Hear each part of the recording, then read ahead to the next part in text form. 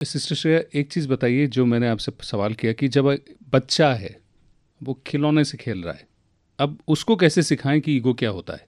Identity तो बन गई ना। एक्चुअली शुरुआत तो आप ठीक कह रहे हैं वहीं से होती है, क्योंकि वो खिलौना उसको मिला और कहीं ना कहीं 2-4 दिन के बाद उसको लगता है कि ये मेरा खिलौना मेरा है, है। हाँ बिल्कुल। ये मेरा खिलौना है।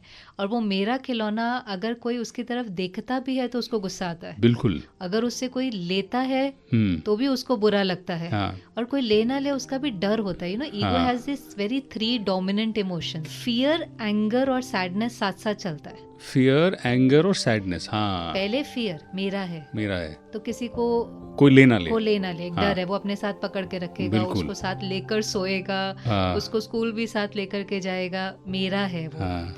एंड सेकंड इज अगर एंगर, एंगर, गुस्सा कि अगर कोई ले ले तो ये क्यों लिया इसने।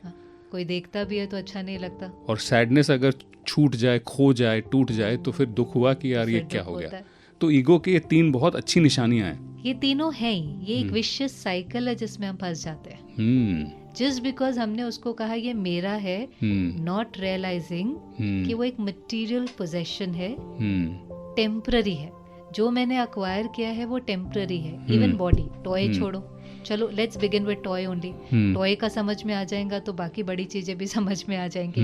वो टेम्पररी है, वो टूट भी सकता है, खो भी सकता है, और वो फाइनली पेरिश भी हो सकता है, खत्म भी हो सकता है। सो ये जो एक अंडरस्टैंडिंग है, मे बी शायद बच्चे को इतनी अंडरस्टैंडिंग न हो, लेकिन फिर भी as a parent I have always realised, भले बच्चे की बुद्धि डेवलप्ड नहीं है, लेकिन फिर भी वो एक स्पॉन्ज की तरह होता है। फिर भी आप उसको जो चीज़ समझाने की कोशिश करते हैं वो फॉलो बहुत जल्दी करता है। बिल्कुल। फॉर एग्जाम्पल, अगर घर में कोई बड़े हैं वो शेयर करते हैं तो बच्चे के लिए शेयरिंग इजी हो जाती है जी।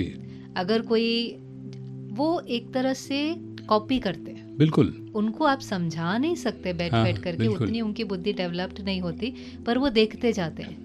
घर में किसी ने थैंक यू कहा, उन्होंने थैंक यू कहा। घर में किसी ने अब्यूजिव लैंग्वेज यूज़ करी, उन्होंने अब्यूजिव लैंग्वेज यूज़ करी। तो एक बच्चे को सिखाने का जो इजी तरीका होता है, यू स्टार्ट डूइंग दैट। आप वो करना शुरू करेंगे तो उसको समझ में आता है कि ये राइट है।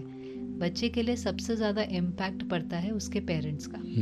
वही उसके लिए भगवान है, वही उसके लिए टीचर है, वही उसके लिए रोल मॉडल है। वो जो जो करते हैं वो इम्पैक्ट उसके ऊपर पड़ता है। बिल्कुल सही कह रहे हैं।